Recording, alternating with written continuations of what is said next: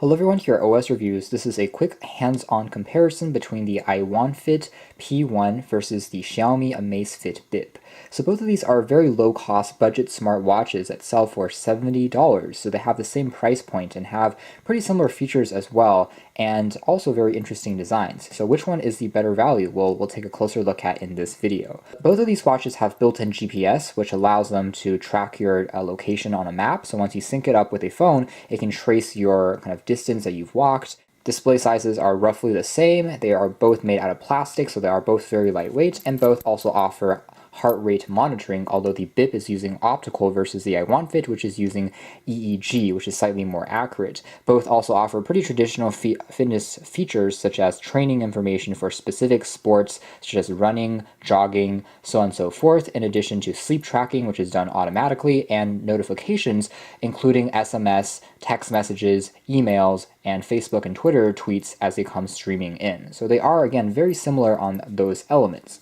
But what makes them different is really kind of the UI as well as their design philosophy. Xiaomi is going for a more kind of pedestrian, it's trying to capture a wider audience. It's not quite as sports focused, which you'll actually find in their other smartwatch, the Amazfit Stratos, which is their newest one, and the Amazfit Pace, which was the previous generation one. Those actually ran on a custom version of Android and gives you more specific kind of fitness training sets as well as specific modes that you can go and take a closer look at, versus the iWonfit P1, which is definitely more geared towards fitness because even in the UI you have many sports that you can directly toggle through, versus on the Bip you kind of have to dig a little deeper into the UI to get into the sports modes. So right on top of things, I will say that if you're trying to get a smartwatch specifically for tracking your sports activities and you're trying to perform a lot of different types of activities, including swimming, including basketball, tennis, aerobic, gym, things like that, then the iWonfit is probably going to give you a more complete catalog of sports for specific tracking. But if you don't do sports 100% of the time and you just want a all-round smartwatch, then that's where the Amazfit kind of shines. So to begin with, it definitely is a little bit slimmer on the side here, as you can see. So the Amazfit is a little lighter, and despite the fact that it is lighter, it has a few accents of aluminum and metal compared to the iWonfit, which is made entirely out of plastic, but it has these yellow, very sharp accents, which I think looks pretty cool. Definitely makes it look like a sport watch, maybe designed by Nike.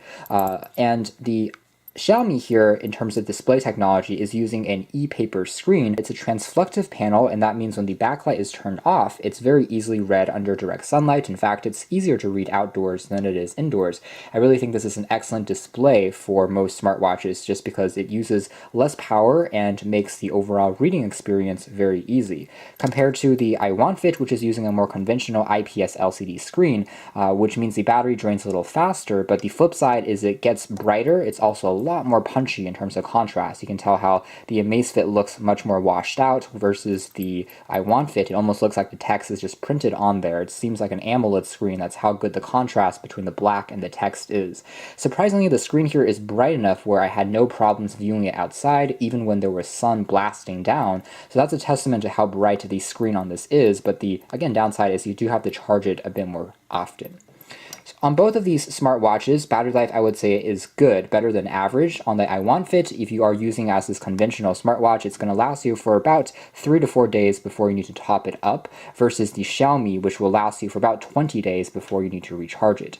If you're using intensive features like GPS on both, however, it's going to be reduced further. So on this, it's probably going to last you a day and a half, versus the Xiaomi, where it's going to last you maybe 5 to 6 days.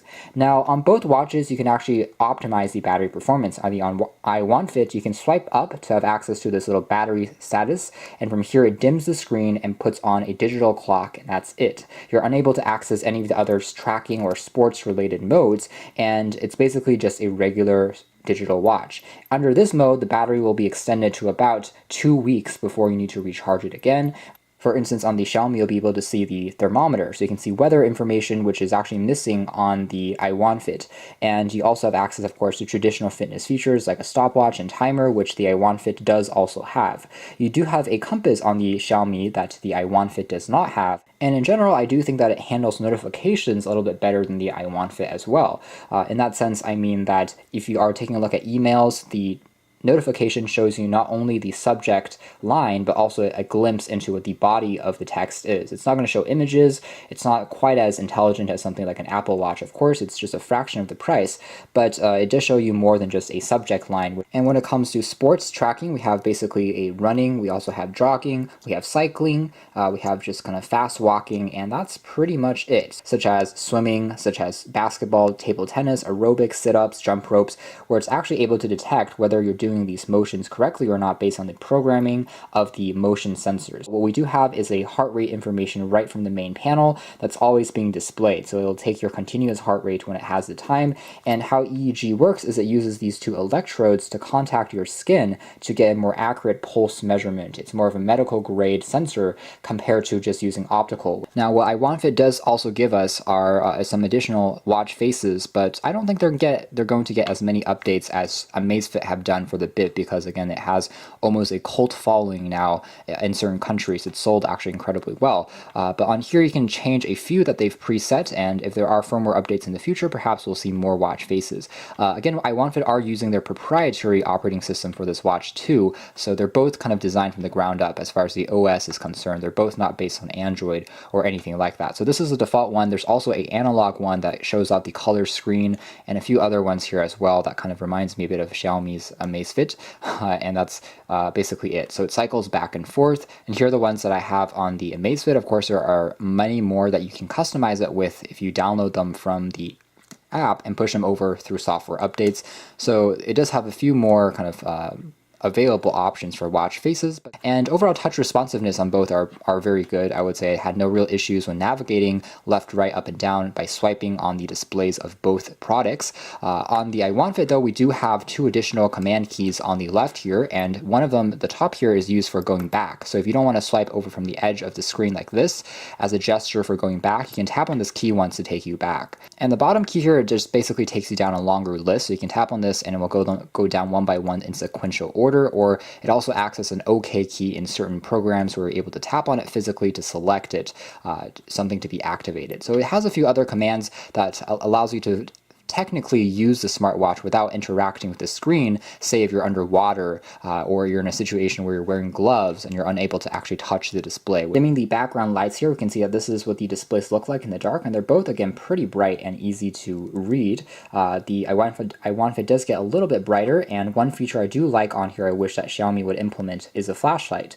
It basically turns the display completely white, and it actually is quite effective at illuminating subjects in the dark, and you can just swipe down again to turn the flashlight feature back off.